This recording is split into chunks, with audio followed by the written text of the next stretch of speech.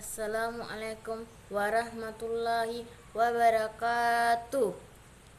Saya akan membawakan ceramah tentang kesabaran.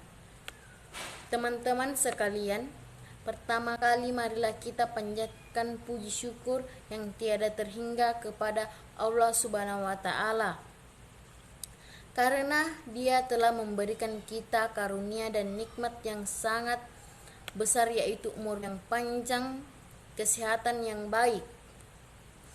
Kedua kalinya, semoga keselamatan dan kesejahteraan tetap dilimpahkan Allah kepada panutan kita semua, yakni Rasulullah Shallallahu Alaihi Wasallam.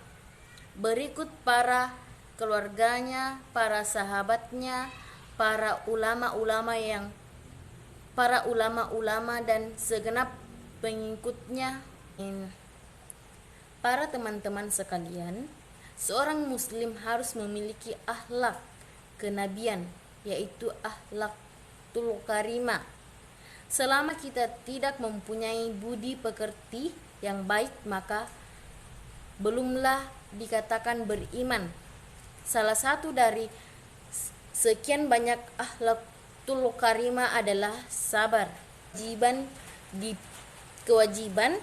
Di samping itu, sabar adalah suatu kekuatan yang mampu menghalangi seseorang dalam melakukan kemaksiatan.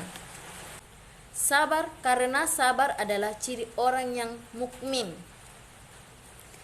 Sabar merupakan kekuatan dan daya positif yang mendorong jiwa untuk menunaikan kewajiban. Rasulullah Shallallahu Alaihi Wasallam bersabda, sabar adalah cahaya. Artinya bahwa kesabaran itu merupakan hidayah yang datang dari Allah, yakni sebuah penerangan yang membimbing seseorang untuk dapat mengenal Tuhan dan Rasul-Nya, serta mengetahui maupun mengamalkan ajaran-ajarannya, perintah-perintahnya, dan menjauhi semua larangannya. Oleh karena itu, seseorang yang tetap tegak bertahan sehingga dapat menundukkan dorongan hawa nafsu secara terus-menerus, maka ia termasuk orang yang sabar. Sayyidina Ali bin Abi Thalib pernah berpesan, seseorang tidak boleh takut kecuali kepada dosanya, tidak boleh berharap kecuali kepada Tuhannya. Jika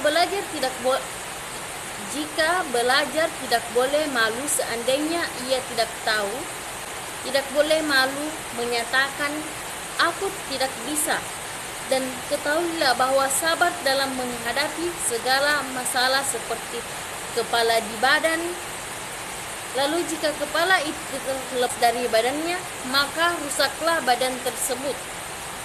Demikian juga jika sabar lepas dari suatu urusan, maka rusaklah urusan itu. Teman-teman yang dirahmati Allah Subhanahu wa taala, untuk mengukur sejauh mana kesadaran, keimanan, dan kesabaran seseorang, maka Allah lalu melimpahkan suatu ujian. Hanya saja ujian tersebut ada yang ringan dan ada yang berat. Ujian atau cobaan itu ada kalanya berupa kenikmatan, misalnya harta benda, jabatan, dan sebagainya. Ada pula dalam bentuk yang tidak menyenangkan, seperti musibah dan penderitaan.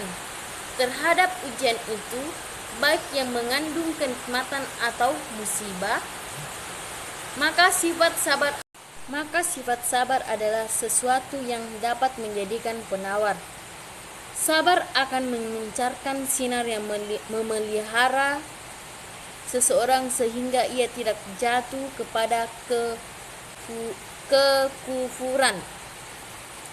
Sebab banyak kasus orang yang ditimpa musibah kemudian imannya menjadi lemah, lalu kufur, murtad.